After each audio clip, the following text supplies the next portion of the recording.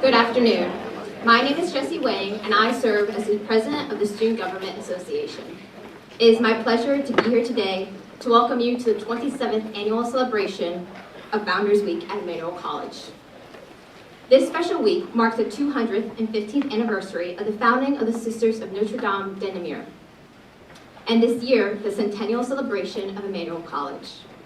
Today, we reflect on Emmanuel's rich history and honor those who have made our community into the dynamic and vibrant campus we know today. In a letter to a sister, letter 136, Sister Julie was an avid writer. St. Julie shared, and I quote, "Courage in all the good God asks of us, and very great confidence." Let her words echo throughout today as we commemorate how Emmanuel College came to be. Remember the words courage and confidence. Our college stands on the shoulders of the courage and confidence of the Sisters of Notre de Namur, and their influence continues to resonate within our community to this day. For the past 100 years, we at Emmanuel College have courageously committed ourselves to the values of education, service, and social justice. This year, we usher in a new century, knowing with great confidence that the Emmanuel College community will remain steadfast in the values that have defined us since our beginning. At this time, it is my pleasure to introduce Sister Evelyn Ronan, Sister of Notre de Namur, to deliver our invocation. Thank you.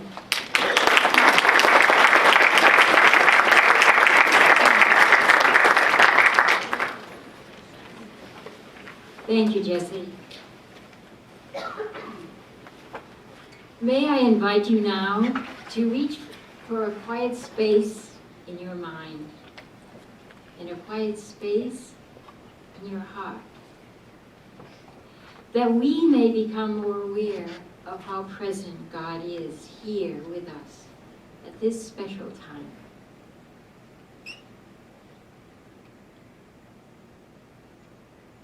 Let us pray. God of our faith, of our love, we gather today to remember St. Julie Billiart, so often described as one who knew how to believe and how to love.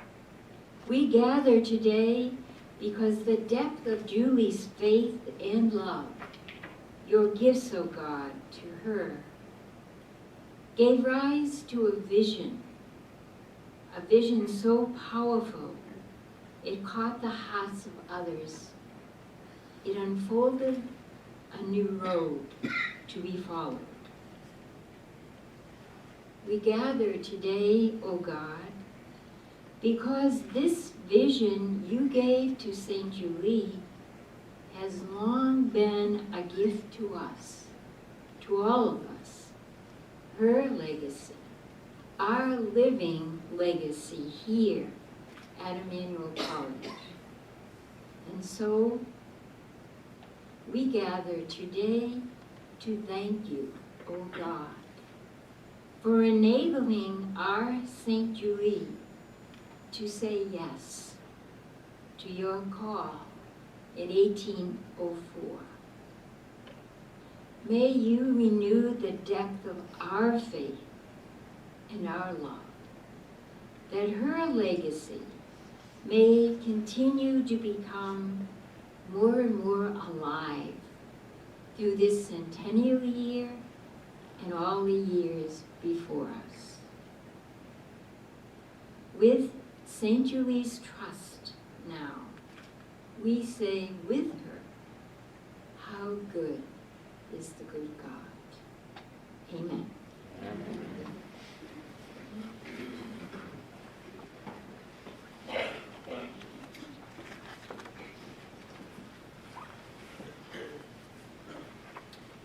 It is an honor to introduce the president of Emmanuel College, Sister Janet Eisner of the Sisters of Notre de Namur. As Emmanuel celebrates its centennial year, we remain grateful for Sister Janet's dynamic leadership. For 4 decades, she has led the college through a time of exceptional innovation, achievement, and growth. Among her many accomplishments is the establishment of the Center for the Mission and Ministry 15 years ago in order to ensure continued understanding of and participation in the SND's global mission of making known God's goodness, educating for life. Sister Janet personifies Emmanuel's mission and the enduring vision of St. Julie Billiart, founder of the SNDs. As students committed to our faith, this inspires us to live our own lives in the spirit of the mission of the Sisters of Notre Dame de Namur. Please join me in welcoming Sister Janet.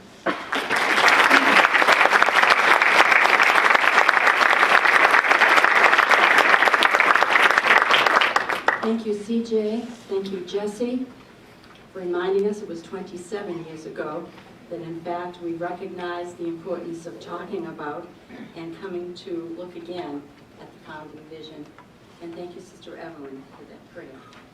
So this is an important time, and I look forward to sharing a few reflections with you. All right? So first, my topic is on the board here, but I'm going to begin with the middle one, the power of story.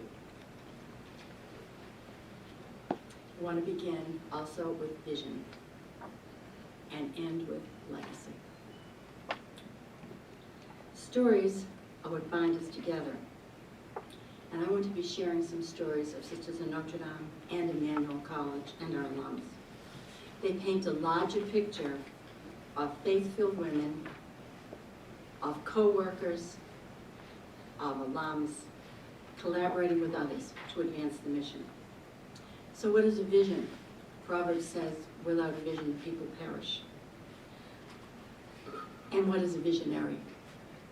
A couple of months ago, the New York Times published a special section highlighting visionaries.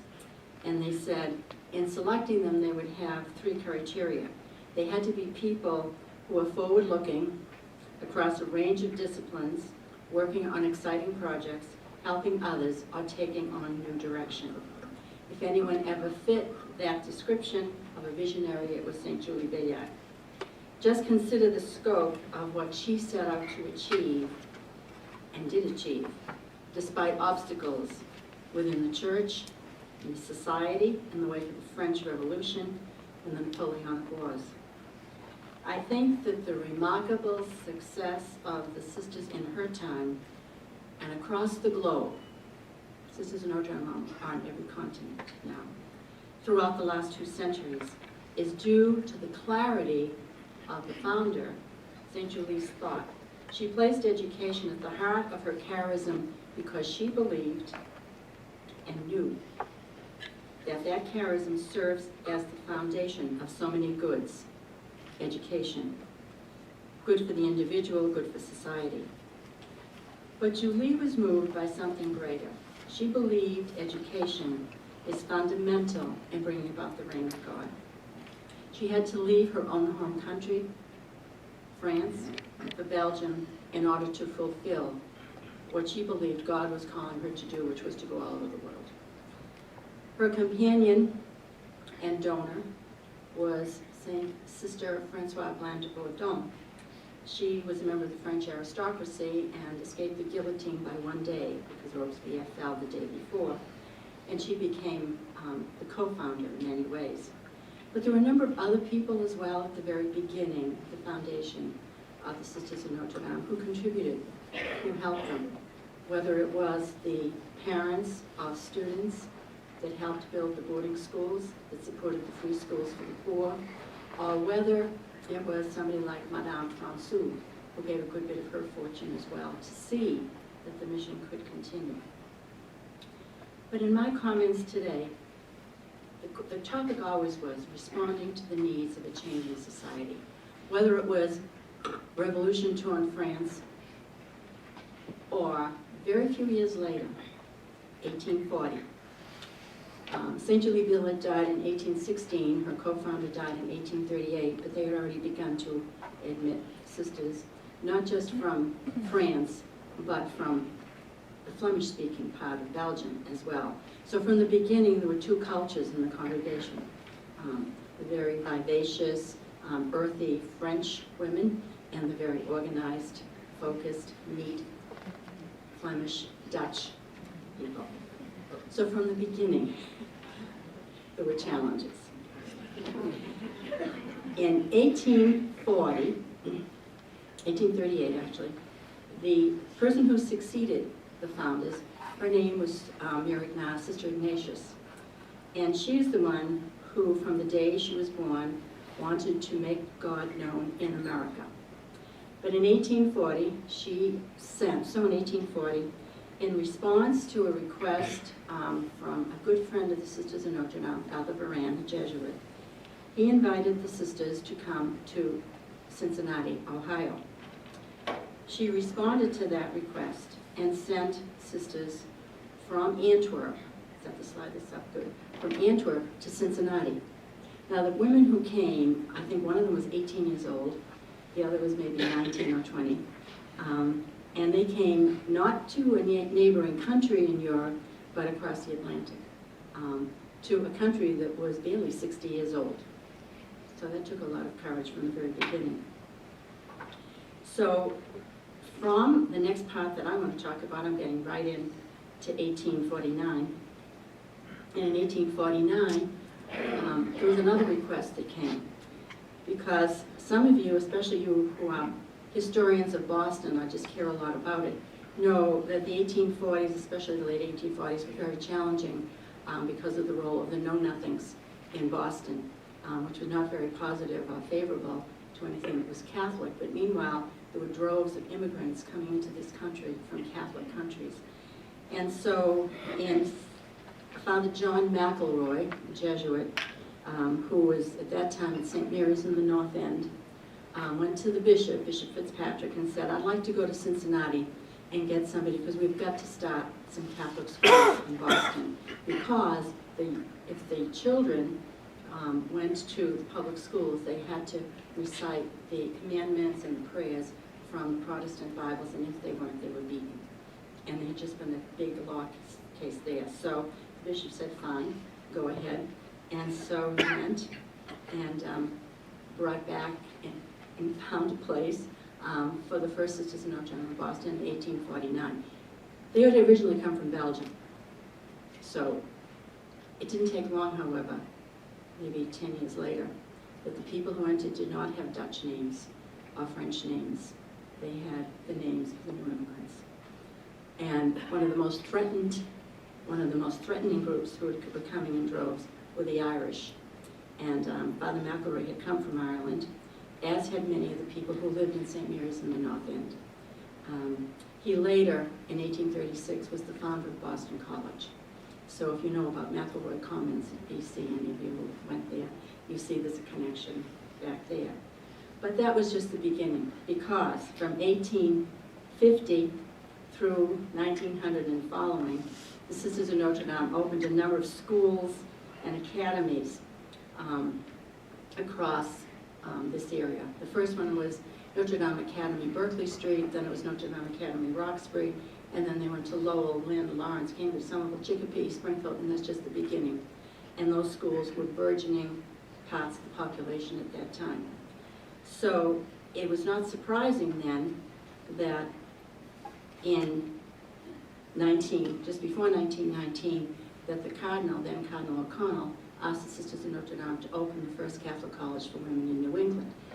First of all, today we call them feeder schools. There were all kinds of feeder schools available. But more importantly, or as importantly, Sisters had just opened in 1897 Trinity College for women in Washington, D.C. So clearly, this was the group to go to, and we're glad we did. So in 1919, I gotta go back just a little bit, it's not on the slides. So in 1912, the Sisters of Notre Dame bought the first 11 acres of land for $230,000. And that covered from the front of this campus on Avenue Louis Pasteur over to Brookline Avenue, at least the front part. In the 1940s, they bought 2 more parcels. They completed the process almost. And then in '66, another big strip right over by Brookline Avenue. But can you imagine the courage to buy a piece of property in 1912 Now, of course, the only other thing happening of great importance at that year was what? Yeah, Red Sox. Yes. There was a time when I used to do history of Emmanuel here, and I used to see how what the freshman class was when I said, what else happened in 1912? Fenway Park, mostly. So, the first dean was Sister Helen Madeline, and I think this is a great account that she gives us when she says establishing Emmanuel was like a mountain that had to be moved, and then again, it was like a dream. Now, some of you actually asked me, not you, the students, did I know anything about the founding of the college? I go, was I here? And I said, no. I was not here. But I knew, and this is the important story, but I knew the people who were. And some people here also knew the people who were here at the founding in 1919. And the other group that I knew very well, the very first day I was acting president, I was visited by Ida Finn Hackett from the class of 1923.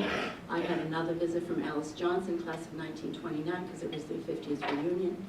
I was coming up, and she wanted to plan ahead and make sure that I knew how it happened and what my role was as the president. So I learned a lot from them. I also learned a lot, this is in no script, so don't worry. Around the corner from Emmanuel, at the corner of Huntington Avenue and Longwood, is a building that's partially still there. That was then Girls Latin School. Not the Latin School here, but Girls Latin.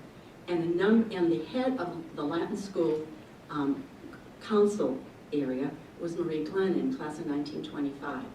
That was also the first call that I had when I was director of admissions, because she wanted to tell me how I needed to admit the students from Latin school, and she would only send, right, Sister Evelyn, she would only send the very best students from Latin school, they only had across the street, to Emmanuel. So, not being there at the present, I knew many of the people and learned from them who were. I think it's important when we use the expression that the Sisters of Notre founded Emmanuel, the Jesuits founded BC. They didn't do it alone, any more than Julie Billiart founded this congregation by herself. There were others who were part of this founding. It took a community. It wasn't Sister Helen Madeline. She was the dean at the time and hence built so much of it. But there were other sisters, and I'm going to talk about them in a few minutes. There were certainly attorneys, because one of the first things we did was to get all kinds of approvals, not just from the Commonwealth of Massachusetts, but other certifications. That took other positions. And again, as before, those who had the greatest impact were those parents, many of them, not all, but many of them, first generation coming into this country, who sent their daughters to college, a liberal arts college, not a secretarial college, but a liberal arts college. That's who helped found Emmanuel College and the first faculty. So, and they did that, remember. I'm not showing you the slides because you've seen them before. Before women had a constitutional right to vote. And so when you hear Nancy Pelosi now say, this is a very important time coming because this is the anniversary of the women's constitutional right to vote, it's really quite impressive, and that's what our people were here doing. So at that time also, I'm just shifting right ahead.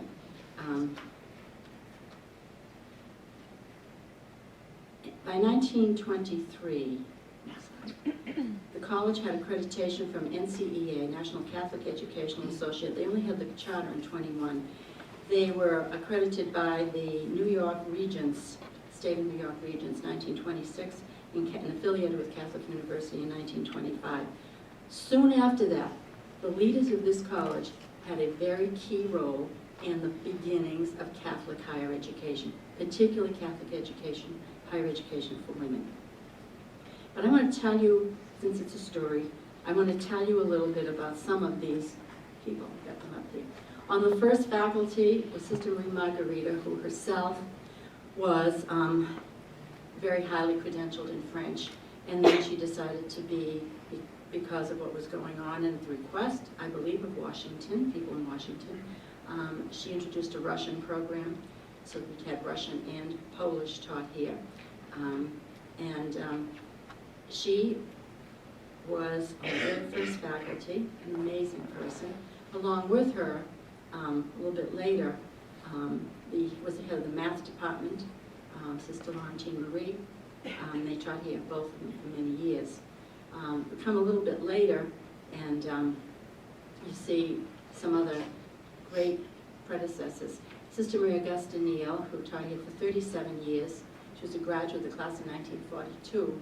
She headed up the sociology department, and when she was heading up the sociology department, she used to ask the question of the students. They had a question they posed, and one of the questions that I remember was several. Why is it that 2/3 of the world goes to bed hungry when we have the technology and the resources to provide food for this entire world? Those are the questions that the graduates, the students of the late 60s and 70s, right up until the 80s, asked. Questions similar to that in Social 101. She was also the person who, right after Vatican II, did the research of what was happening in American congregations of women religious. And any of us who were around at that time knew what a major undertaking that was. That is now at Notre Dame, University of Notre Dame, in the MacArthur collection. And most recently, her picture was cited for that research, and people were looking into that again. Sister Anne Cyril Delaney was graduate of the class of the late 30s, 1930, right? Class of 1930. She came to Emmanuel, then she became a journalist for a couple of years, and then she came back and taught English. She's the one, if you hear the expression, she taught the whole freshman class, West and Civ, all at once. If the class was 300, they were in the auditorium. If it was 400, they were in the auditorium. And she is remembered very fondly and known as one of the greats. She was the one who made everyone go to the Museum of Fine Arts so that they would do browse papers and they would be acquainted with it before they graduated. And she always said, we stand on the shoulders of giants. And that is so true today. Sister Mary Francis in the biology department. I was surprised when I reread some of the old annals to see, I think I knew it, but I forgot it. So you see her there. They were receiving, in the late 40s and 1950s, grants from the American Cancer Foundation to do cancer research in our alumni hall. She, Sister Margaret, and some of this was connected, I think, to Harvard. We had grants that the people at that time were receiving. So the sisters were clearly going, not only getting their doctorates early on, but also engaging in research.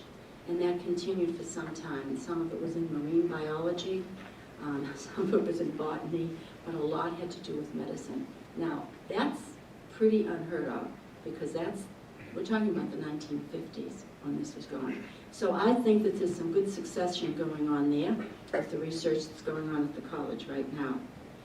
And I put Dorothy Day up there because she visited here so often in the 40s, 1940s. And now you know that our graduates of the 70s have a Dorothy Day lecture to recognize the work of Dorothy Day, and she also is being recognized regularly. So I've done accomplishments. We also got money. We were one of the only Catholic colleges in the country in the 40s to get an award from the Ford Foundation. So I like that record that we go back quite a few years on, that we remember. Now, at the same time, I'm going to jump ahead a little bit, because it does have to do with the place, with the land.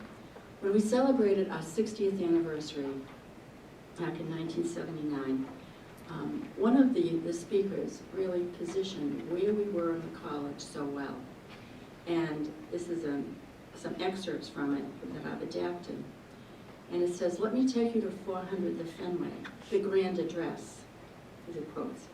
"Those few acres unique in the whole of America, where so many famous and stable institutions are lined up around the green Olmsted jewel, could you find anywhere else in the country so much concentrated intelligence, dedicated service, and rare beauty as exists within an arrow flight of this very campus?" Sometimes it's good to reflect on that, and sometimes it's good to act based on where we are here. And I know we do that. But when I recalled this that occurred at the 60th anniversary, And it's really quite amazing how we have kept that, and how I'd like to hear Howard describe that experience today. But that was for the 60th anniversaries.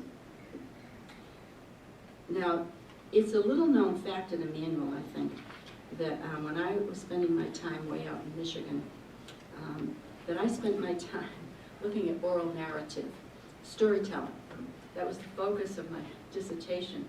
And I went around and I interviewed 175 high school students in the East in the summers, or in late summers, and recognized the gradation of stories from reports, conversations, vicarious experiences, to the very personal stories.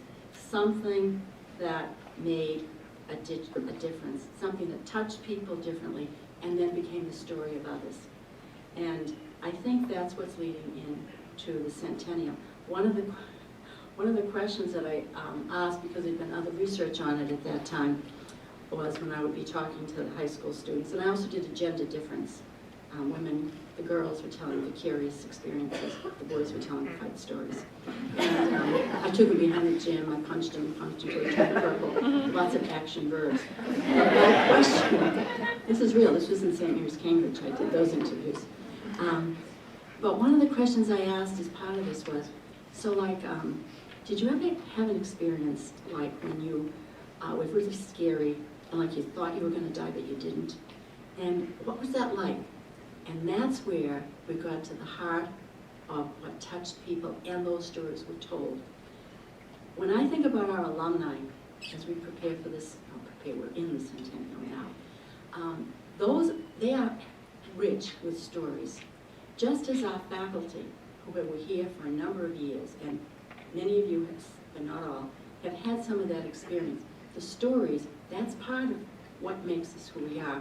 I think of my sister's roommate, they're still in touch, and they recognize that, oh, my son's in Rochester, your son's in Rochester, let's get them together. I think of how many alumni families we have coming here, whether it's the Hanrahans today, or the Shanahans a few years before. And I think of, is Donald Campana here, Dan here? His aunt, she kept that class of 74 coming together every single year in November to just come together. So that's part of why we're talking about the stories and looking at where we are right now in the centennial. My challenge, by the way, today is to say less, because there's so much more to say. But let's look at the centennial. So today, as always, we ask ourselves vital questions. And one of the questions that I asked,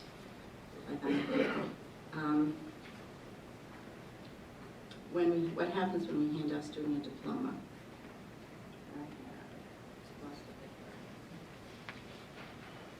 Hold on. Let's see.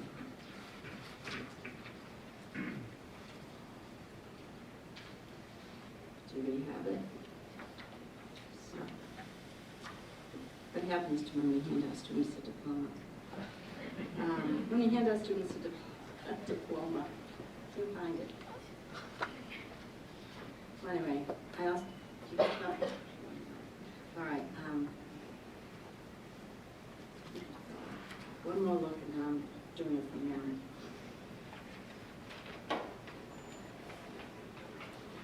All right. So, the questions that we asked our students, when we hand the diploma, what is it that the student has experienced? When we ask them, are they aware of their social responsibilities? Can they think critically, analyze data, communicate, and evaluate? Are they aware of their social responsibility to give of themselves for others? Have our graduates begun to develop a sound conscience so that they can bring moral sensitivities to their endeavors? Can they discern worthwhile work? Have our students met here at Emmanuel College, men and women of prayer who reflect on the meaning of life? They are people of compassion who care deeply about justice. Do they believe in their own goodness, and have they experienced here a sense